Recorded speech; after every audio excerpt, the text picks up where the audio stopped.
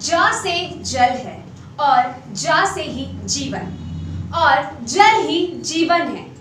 पानी का महत्व जानते हुए भी लोग पानी का उपयोग मूर्खतापूर्ण तरीके से कर रहे हैं। नदियों में बढ़ता हुआ जल प्रदूषण भी पानी की कमी का कारण है। आइए जानते हैं प्रकृति हमें हमेशा से ही सब कुछ देती रही है। सांस लेने के लिए हवा, पीने के लिए पानी, खाने के लिए पेड़ पौधे, सब्जी, फल इत्यादि। उसकी इन अनमोल नेमतों का हमारे पूर्वज हजारों सालों से समझदारी पूर्वक उपयोग करते रहे हैं। हम अपने परंपरागत जल स्रोत को भुलाते जा रहे हैं। जल संकट का स्थायी तथा सहज समाधान केवल और केवल प्रकृति ही कर सकती है। प्रकृति ने हजारों सालों से पानी की सुगम उपलब्धता ही नहीं, पर्याप्तता भी बनाई रखी है। हमारा तत्कालीन समाज सदियों से प्रकृति को संग्रहित पानी का बुद्धिमत्ता और प्राकृतिक नीति नियमों के अनुसार ही कम से कम ज़रूरत का पानी लेता रहा है। उसने बारिश के संग्रहित पानी का दोहन तो किया, लेकिन लालच में आकर अंधाधुंध शोषण नहीं किया।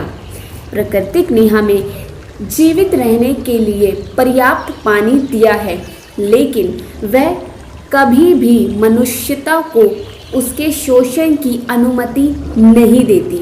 करीब 50 साल पहले जब से समाज ने पानी को अपने सीमित हितों के लिए अंधाधुंध खर्च कर पीढ़ियों से चले आ रहे समाज से प्राकृतिक नीति नियमों की अनदेखी करना प्रारंभ किया है, तभी से पानी की समस्या बढ़ती गई है।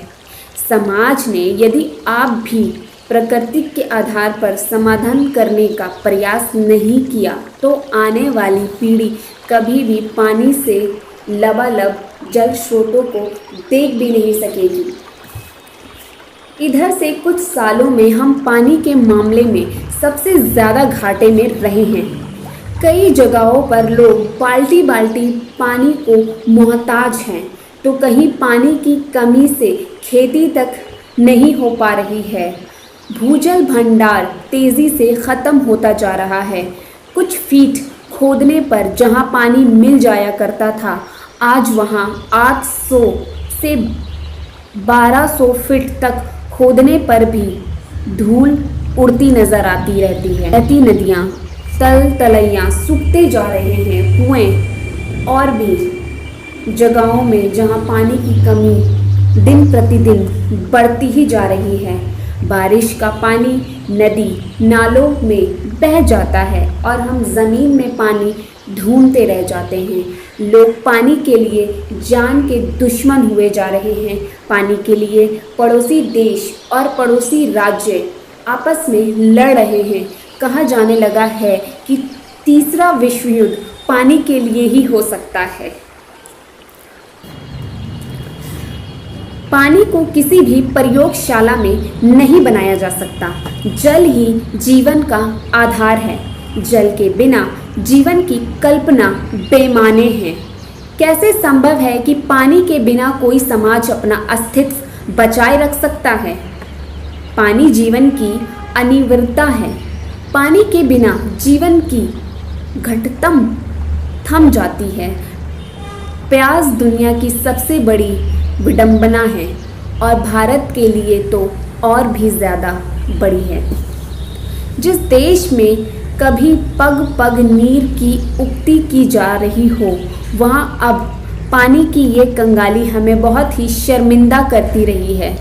कहा जाता है कि जल है तो कल है, पर अब इसे एक सवाल की तरह देखा जाना चाहिए कि जल ही नहीं होगा तो कल कैसे होगा? जीवन जल से भी संभव है। ये हमारे समाज के लिए एक बड़ा सवाल है और बड़ा खतरा भी। पर्यावरण की समझ रखने वाले लोगों को ये सवाल बड़े ही स्तर पे निश्चित कर रहा है और चिंतित में डाल रहा है।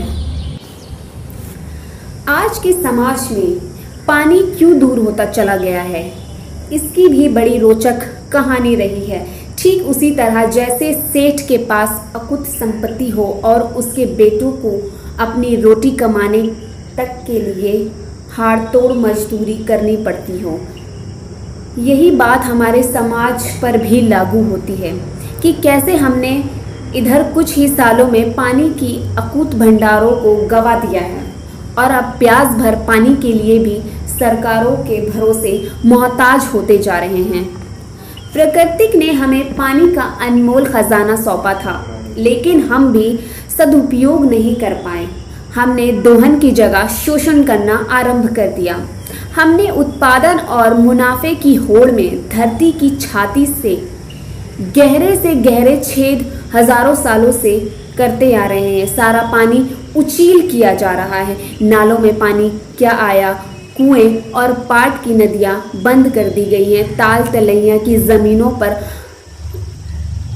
बिल्डिंगें और कारखानों को बना दिया गया है। नदियों का मीठा पानी पाइपलाइनों से शहर तक भेजा जाता है।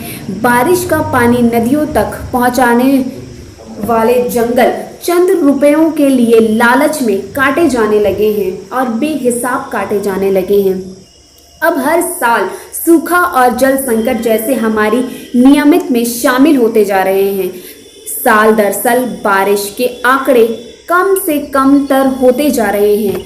इस साल भी लगातार 5वें साल देश के कई हिस्सों में सूखा पड़ा रह गया। इस साल भी 15% से कम बारिश हुई है। 60 करोड़ किसान सूखे की मार से विचलित हैं। देश के 20 करोड़ छोटे किसान खेती के लिए मानसून पर निर्भर होते हैं। मजदूर मानसून का प्रभाव देश की 60% आज़ादी पर पड़ता है। ज़मीनी पानी लगातार गहरा होता जा रहा है। साल दर साल भूजल स्तर 3.2% तक घटता जा रहा है। तमाम जल स्रोतों के सूखने के साथ ही साथ सदानीरा नदियों में भी अब पानी की कमी नजर आने लगी है। नर्मदा जैसी नदियों में भी अब पानी की कमी होती जा रही है। नदियों के कायाकल्प और उन्हें जिंदा करने की कोशिश पर अरबों रुपए खर्च होने के बाद भी कोई खास बदलाव कहीं नजर नहीं आता, बल्कि वे अब और ज्यादा गंदे और सुकड़ते जा रहे हैं। संकट इसलिए भयावह होता जा रहा है कि बारिश कम होने लगी है। जमीनी पानी का भंडार कम होता जा रहा है। बारिश का पानी जमीनी पानी के भंडार तक पहुंचकर उसे बढ़ा नहीं पा रहा है। धरती लगातार गर्म होती जा रही है, उसका बुखार बढ़ता जा रहा है। इसके प्रभाव के कई पर्यावरणीय बदलाव हो रहे हैं। मौसम मनमाने तरीके से बदलने लगे हैं और अपने तरीके से चलने लगे हैं। मौसम का अब ना तो कोई निश्चित समय रहता है और ना ही उसकी तीव्रता का कोई निर्धारित मापदंड। कभी कुछ इलाकों में जमकर बारिश होती है कि बाढ़ आने की नौबत आ जाती है, तो कहीं बिल्कुल भी नहीं बारिश होती, सब कुछ सूखा पड़ा है। देश के कुछ हिस्सों में बाढ़ तो ठीक उसी समय बाकी इलाके में सूखा सा रहता है। ओजोन परत में क्षरणक का खतरा मंडराने लगा है। खेती में किसानों को नए नए संकटों का सामना करना पड़ रहा है। पेड़ पौधे लगातार कम होते जा रहे हैं। जल के स्रोत और भी कम होते जा रहे हैं। साल दर साल जंगल कम होते जा रहे हैं, जबकि नदियों तक पानी पहुंचाने में इन्हीं जंगलों का बड़ा योगदान होता है। जंगल कम होने तथा जंगलों में जल स्रोत सूखने का सीधा असर वन्य प्राणियों पर पड़ रहा है। गर्मी शुरू होते ही पानी के लिए वे जंगल से गांव और बस्तियों की तरफ आने लगते हैं और जंगलों के पोखर, नदी, नाले सूख जाने से उनके सामने पीने के पानी का संकट खड़ा हो जाता है। वन्य प्राणियों की तादाद घटने के पीछे भी वन्य प्राणी विशेषत जंगल में संकट प्रकट हो रहे हैं। जल संकट को बड़ा कारण भी ये माना जा सकता है। इससे जैव विविधता को भी बड़ा संकट है। नर्मदा में कुछ सालों पहले तक 70 से ज़्यादा प्रजातियों की मछलियाँ जो कम होती जा रही हैं और मछलियों की क्वांटिटी भी कम से कम होती जा रही है। लेकिन उस जगह में बाढ़ आ जाने के कारण अब महज 40 प्रजातियां तक ही सिमट गई हैं। बांध बन जाने से नर्मदा में कई जगह पानी काफ़ी छिछला हो गया है, तो कई जगह नगरीय निकायों का सीवेज का पानी मिलने से नदी का पानी इतना प्रदूषित हो गया है कि इसमें मछलियां और अन्य जलीय जीव नहीं पनप पा रहे हैं।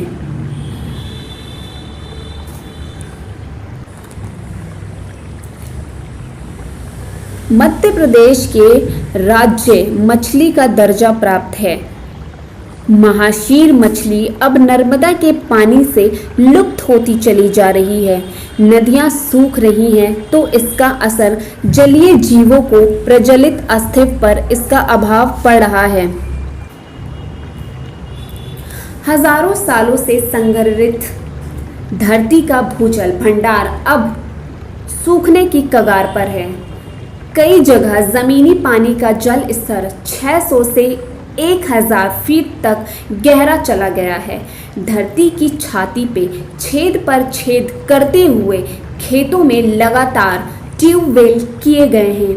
खेती में पानी के लिए ट्यूबवेल को ही एकमात्र संसाधन मान लिया गया है। कुएं और तालाब के परंपरागत स्रोत बिखर से गए हैं। इसका दुष्ट परिणाम ये हुआ है कि हजारों सालों से जमीन के भीतर रिस कर इकट्ठा होने वाला भूजल भंडार का पानी अंधाधुंध तरीके से उछील लिया गया है। बाद के दिनों में किसी ने भी जमीन के भीतर पानी रिसाने के बारे में ना कभी गंभीरता से सोचा और ना कभी कोई ठोस काम जमीन पर हुआ।